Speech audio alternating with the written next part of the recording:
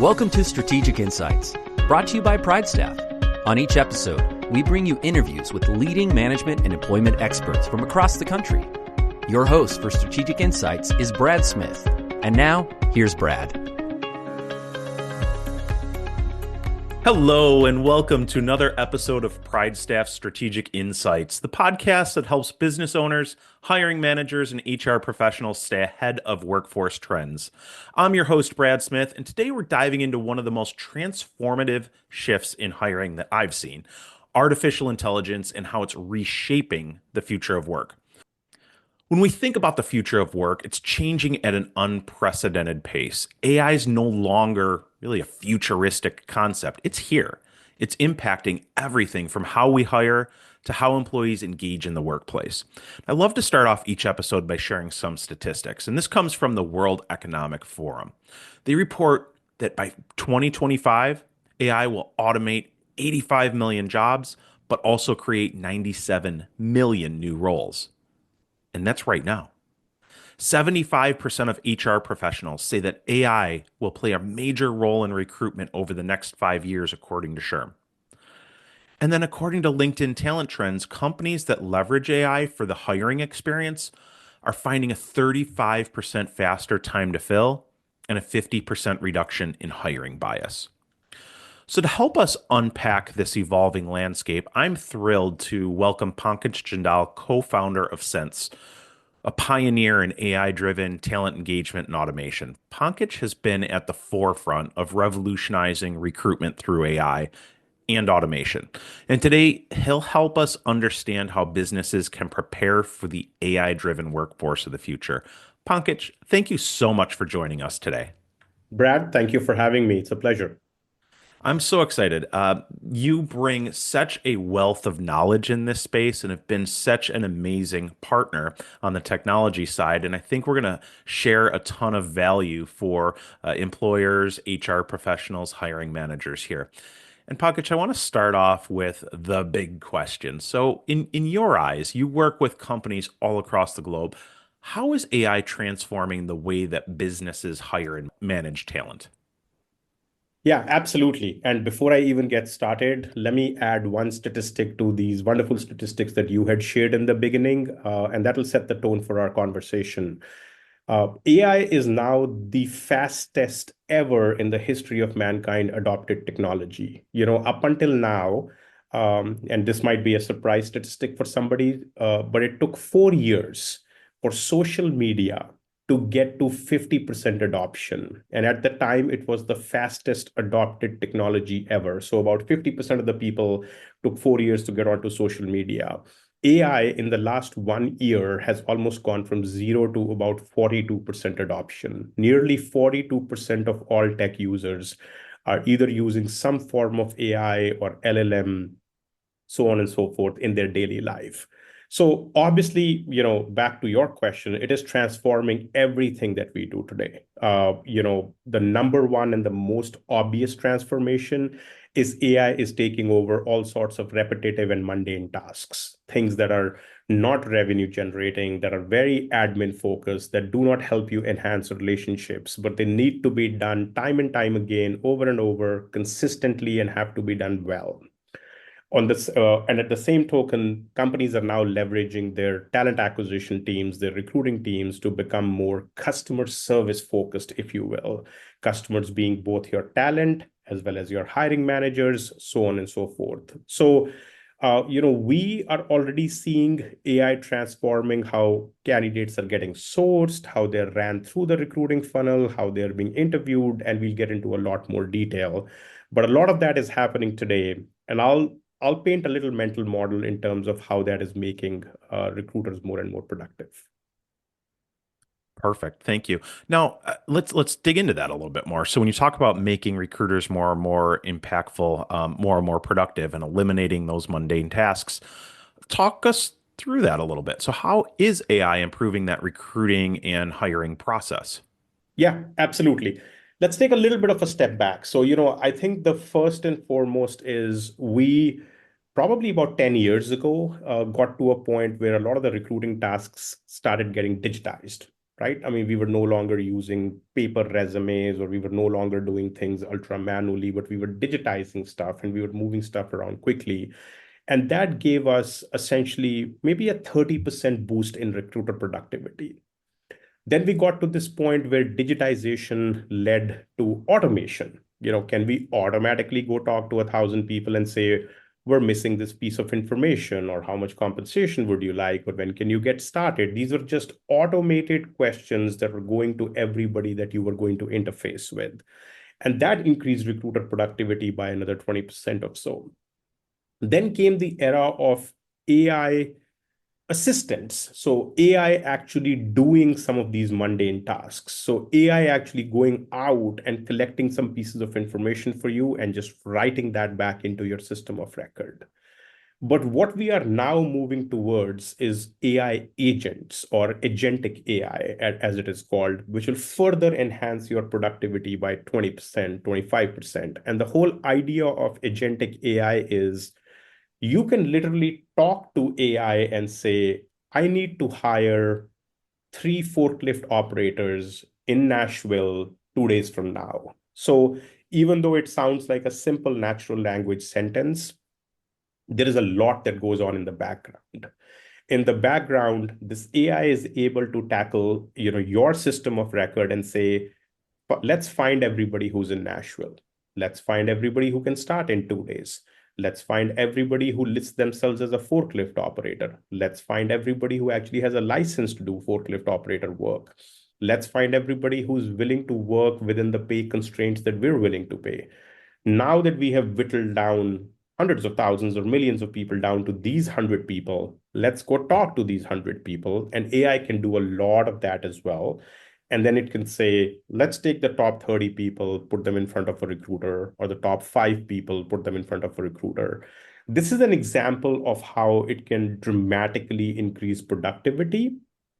It can dramatically change your recruiters' lives, because today, the example we often take is a recruiter talks to 10 people, 5 of them are generally unqualified, 3 of them are mildly qualified, a couple of them are slam dunks.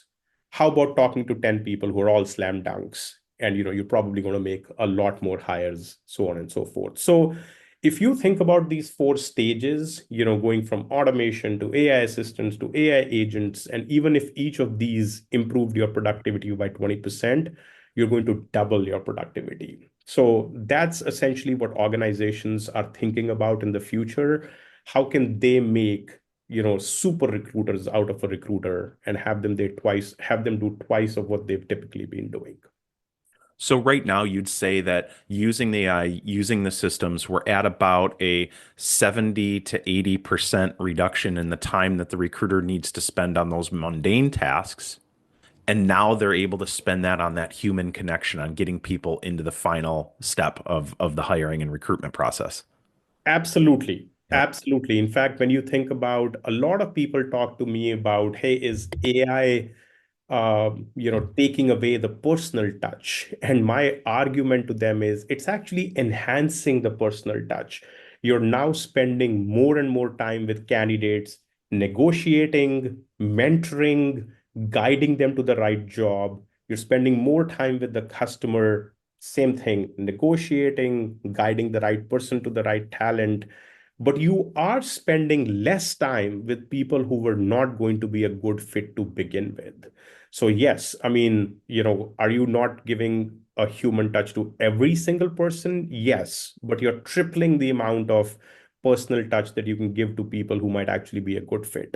And the one thing that I do want to add, which a lot of people overlook, AI has this unique capability that if you have an applicant and it quickly determines that they're not a good fit for this role, they can still find out 5 other jobs that this person may be a good fit for. Whereas as a typical recruiter who is very focused on filling the position that you have open, you're likely to tell these folks, hey, I'm sorry, you're not a good fit for this role. I'll keep you in mind for future roles, and that's it. But you could have just turned down a pretty great, candidate, just because you don't have an overall idea of everything your organization is hiring for, but AI does. Yeah, so I like to say speed's the new currency. So this is helping improve time to fill. It's reducing waste. It's getting the recruiter to add value quicker where they truly add that value. And then you're providing a better candidate experience all along the way. Now, I'd love to dig into that a little bit. So you mentioned that through chat and some candidate engagement, you can have those conversations to really dig in and find out whether or not the candidate's a fit, and if they're not, direct them to the right place. How does that interaction happen? And how does PrideStaff work with you to make that experience a great one for candidates? Absolutely. And let me answer both parts of your question. I think you said something before which was really insightful. Speed is absolutely the new currency. There are lots of statistics on it if you just go on the internet and search for it. But 56%, so more than half of the people apply for a job after hours. If you're going to wait to reply to them until the next morning, you're probably going to get beaten by a competitor who's responding to them within seconds. When people apply for a job, and obviously it varies a little bit by industry, but when they apply for a job, they apply to 10 to 12 jobs at the same time. They're looking for a job, they're on it, they want to make this a complete process.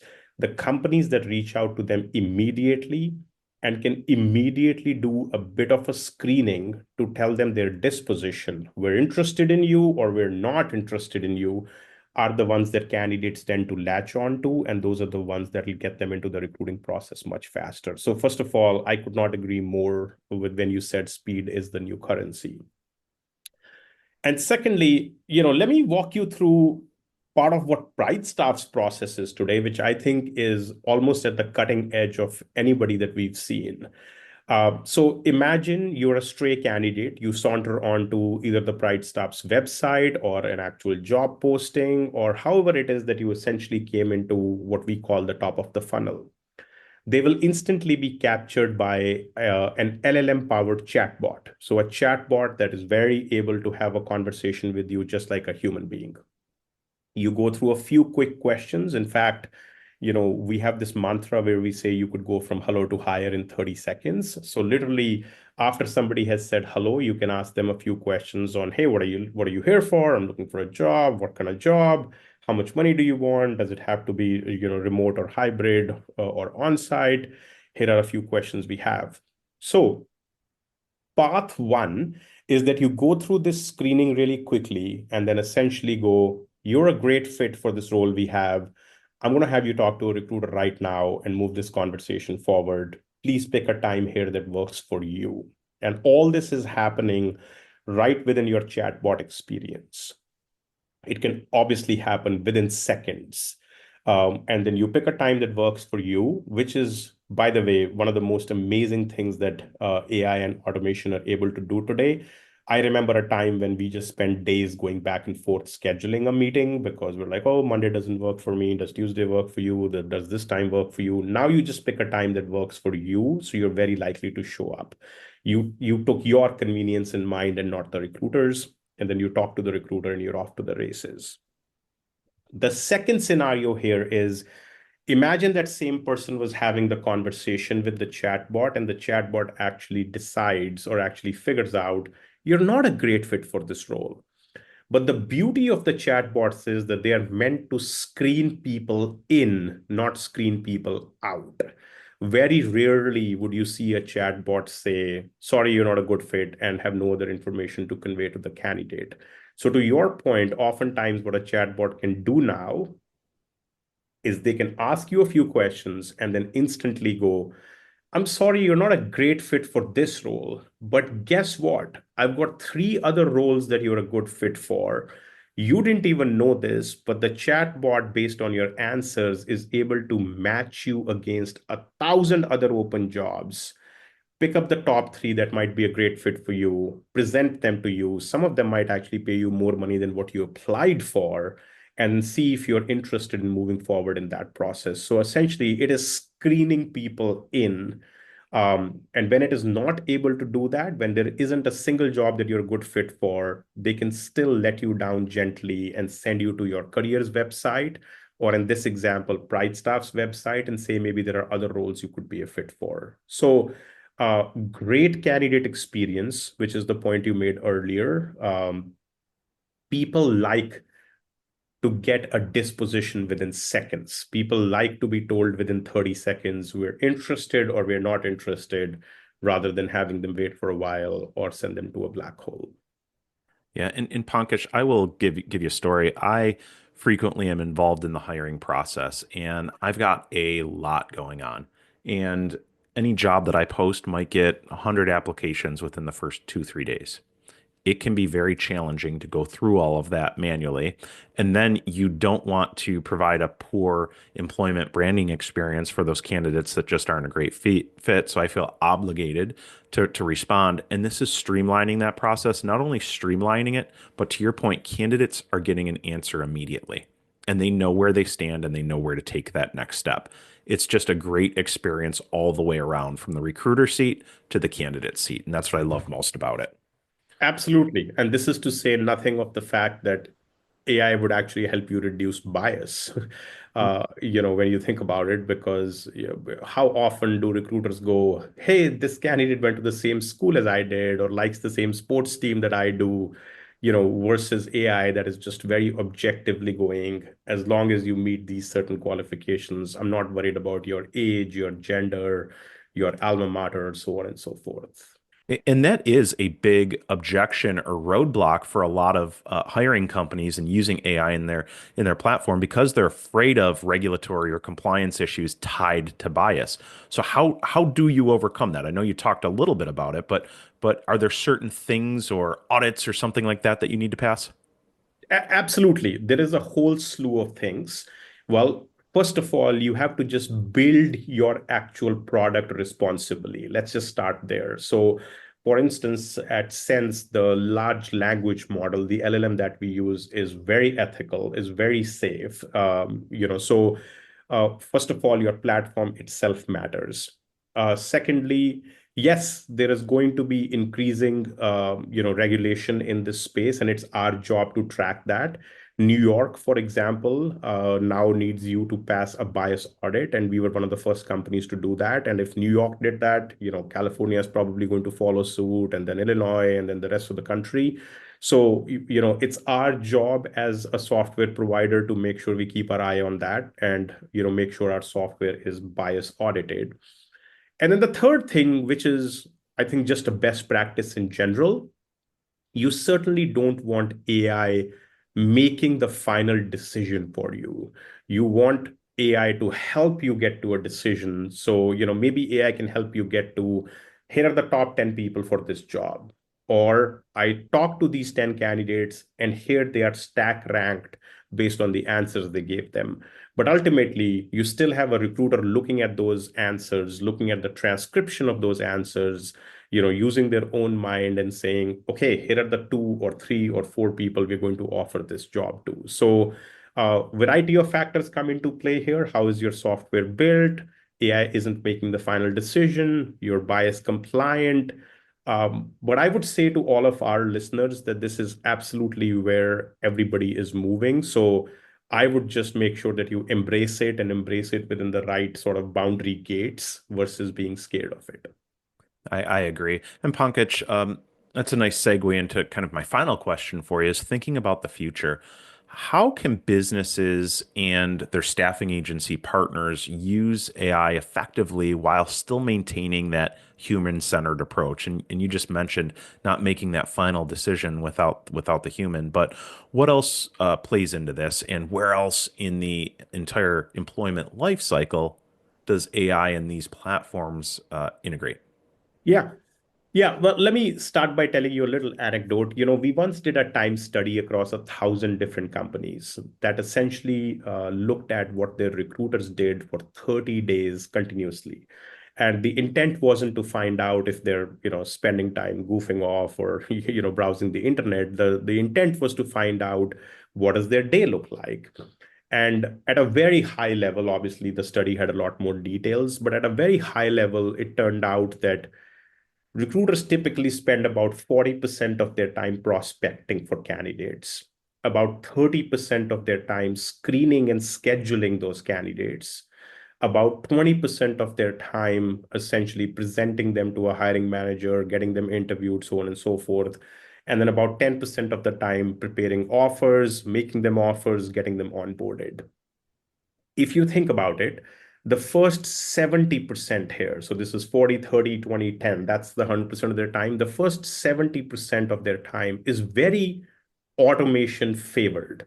They can absolutely automate prospecting. They can absolutely automate reaching out to candidates. And of course, now with the advent of voice AI, where you're actually talking to an AI chatbot in a very human-like voice, very, very little latency, and they can absolutely answer any question you throw at them.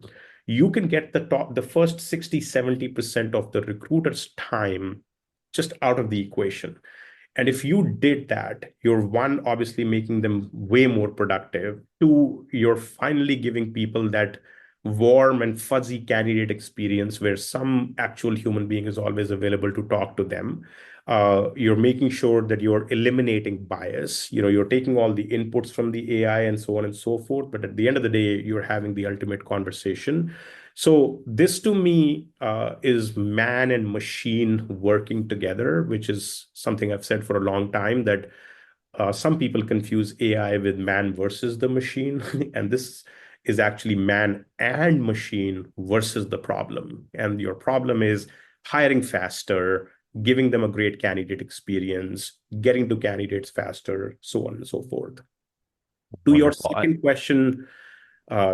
question, about where can you use this? Pretty much everywhere. I mean, we've talked about hiring, but you're going to see this getting used in the back office, in time card collection, in invoices generation, in doing surveys. One of the things is, once you hire somebody, you want to make sure they're having a great experience. So think about hiring somebody, sending 1,000 different people a survey, and AI will now create a sentiment cloud for you. Based on those 1,000 responses, AI can come back and say, hey, 30% of your people are talking about problem number one, 20% are talking about problem number two. So you can make overall changes rather than worrying about going through 1,000 responses or figuring out which one is more important. AI will do that for you. Yeah, and you can catch a problem before it really truly becomes a problem. I assume that with that sentiment analysis, you're able to improve retention rates. 100%. We actually have a ton of case studies on where people have found out issues from an NPS survey, addressed it by changing one of their policies, and immediately seen their NPS scores go way higher during the next quarter survey. So yes, it absolutely works as an early warning system. Now, I know you have the opportunity to work with a lot of employers, a lot of different staffing companies. For employers out there that are looking to integrate some of this in their recruiting efforts, when they're working with a staffing partner, are there certain questions or things that they should be asking about that staffing partner's AI usage? Absolutely. In fact, this is happening now. Customers are actually reaching out to staffing companies and saying, give us a little flow chart of your recruiting process. It used to be that some companies out there had a 25-step recruiting process, which tells you that if you have a candidate go through those many steps, at some point they're going to drop off. You're just not a good machinery to catch people, into your world quickly enough. But a lot of the companies now will tell you that, hey, 17 out of those 20 steps are automated for us, happens automatically, moves instantly. Here are the 2 or 3 times then we talk to a candidate and move them along. So it'll tell you that you're working with a technology forward organization that's going to give a better candidate experience to the candidates. I'll tell you, a lot of the customers today, the end customers, will come and ask staffing companies for an NPS survey of their own employees. And if the NPS survey is low, that's their indication that they're not being given a good experience. So as you use technology, you're going to completely change the game. And that is not only going to endear you to your end customer, I would argue that it is going to bring you new customers and more business. Pankaj, great insight today, and I can't thank you enough. For those that are listening, any takeaways that you want them to think about when they're preparing for AI in their recruiting process, their employee engagement process, or their workforce overall? Yeah, I mean, I'll start by saying that first of all, start embracing this change. It's very much here. You can be a leader or you can be a laggard, but this is now not going to be a trend that is going to go away, or you're not going to be able to stop it. So, just to stay competitive with your peers, you want to understand this better. You want to understand how to partner with somebody who uses this well, so on and so forth. First of all. Secondly, every organization has some inefficiencies. You want to use AI to essentially get rid of those inefficiencies, get rid of stuff that is non-revenue generating for you, and actually focus on better customer service. Third, I mean, obviously, every organization has staffing needs. Partner with an organization that leverages these same technologies. I mean, we couldn't speak highly enough of PrideStaff. They're, I think, one of the leading organizations in the use of technology, towards hiring even contingent and temp, workforce. So from what I would essentially summarize it as, embrace the change, figure out the low-hanging fruit that you can automate right away before you get to more complex problems, and partner with organizations that are already using this well, and you'll also be able to learn from their own experiences. Terrific, Pankaj. Great insight. And for those that are listening, to back up what Pankaj just said, PrideStaff has incorporated all of these things that we've talked about into their recruiting, into their screening processes, and can help make sure that you have a competitive advantage, that you leverage speed in your hiring process, fill open positions faster, and take advantage of the opportunities that will present. For more insights on how AI is shaping the workforce, visit pridestaff.com. This is a topic we often talk about. Connect with our team for expert staffing and workforce solutions, and reach out to your local PrideStaff office. Pankaj, thank you again so much for the insight today. We greatly appreciate it. My pleasure, Brad. Thank you for having me. And thank you all for listening. Take care. Thank you for listening to Strategic Insights, brought to you by PrideStaff. Whether you're looking for high-level workforce consulting or staffing help to meet demands, PrideStaff is here to help.